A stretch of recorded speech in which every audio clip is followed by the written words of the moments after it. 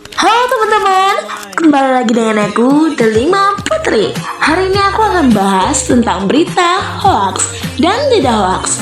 Bagaimana ya untuk membedakan berita hoax dan tidak hoax? Sebelumnya, izinkan saya untuk memperkenalkan diri agar teman-teman bisa leluasa untuk menonton dan mendengarkan penjelasan dari saya. Saya berasal dari SMA Negeri 12 Bandar Lampung, kelas 10-4, dengan nama Delima Putri Situmorang. Absen 10. Sekarang susah banget mencari informasi yang tidak hoax dan hoax. Makanya saya akan memberitahu kepada teman-teman tentang bagaimana memahami berita tidak hoax dan hoax.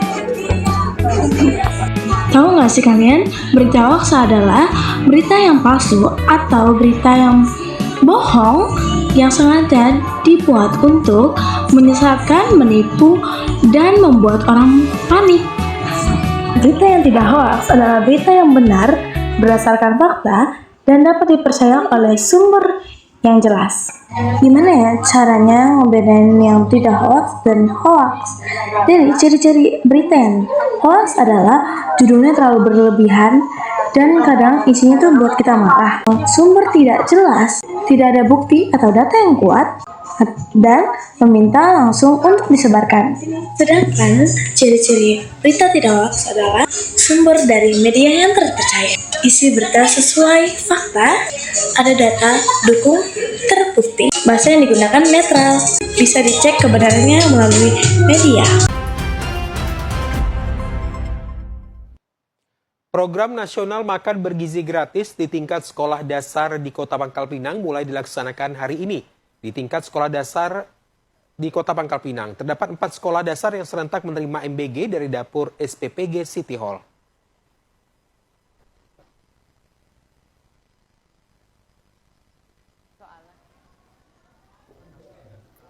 Program nasional makan bergizi gratis perdana tingkat SD hari ini dilaksanakan serentak di 4 sekolah dasar di Kota Pangkal Pinang. MBG pertama pada jenjang SD ini merupakan bagian dari dapur SPPG City Hall Bukit Intan. Kepala SPPG City Hall Bukit Intan, Rory Nahla Oktaviani, mengatakan MBG dari SPPG ini berfokus pada peserta didik terlebih dahulu dan launching pertama kali di Kota Pangkal Pinang. Tahap 1 terdapat 4 sekolah yaitu SDN 20, SDN 65, SDN 52, dan SDN 58. Sementara tahap 2 akan dilaksanakan pada bulan Juli, mengingat akan memasuki tahun ajaran baru di mana akan terdapat libur panjang. Untuk jumlah target tahap 1 ini kurang lebih 1.197 orang, dan untuk keseluruhan apabila sudah memasuki tahap 2 kurang lebih sekitar 3.297 penerima.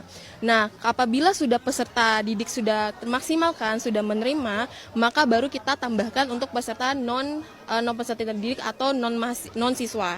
Nah, itu kita fokuskan ke 3B, yaitu bumil, busui, dan balita. Nah, selain itu, PLT Asisten 1 Setda Provinsi Kepulauan Bangka Belitung, Tarmin, mengatakan bahwa pemerintah sangat mendukung program ini dan akan terus berkoordinasi dengan pihak terkait agar program dapat berjalan dengan lancar.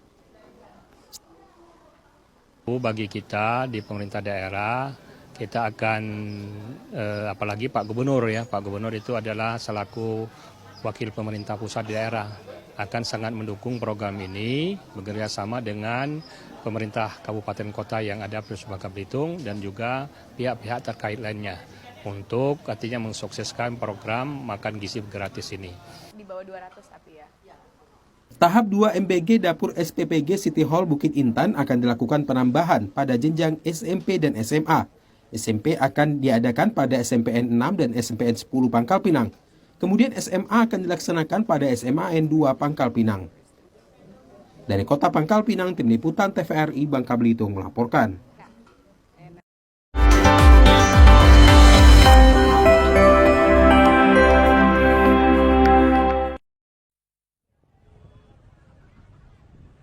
Ribuan warga memadati Jalan Desa Kaliwulu, Kecamatan Pleret, Cirebon, Selasa siang.